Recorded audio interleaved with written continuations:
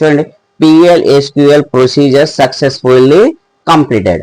కానీ మనకి ఇప్పుడు వచ్చేసరికి hello welcome to my channel అనే మెసేజ్ ఇక్కడ నాకు డిస్ప్లే అవ్వలేదు.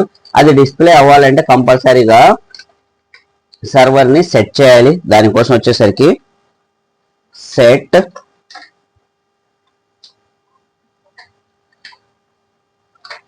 సర్వర్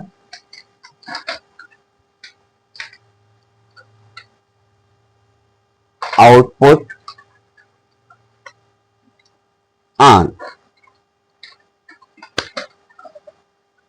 మనము PLSQL ప్రోగ్రామ్ లో ఏం రాసినా మనకి అవుట్పుట్ కనబడాలంటే కంపల్సరీగా ముందు సెట్ సర్వర్ అవుట్పుట్ డాట్ అనేది ముందు మనం టైప్ చేయాలి.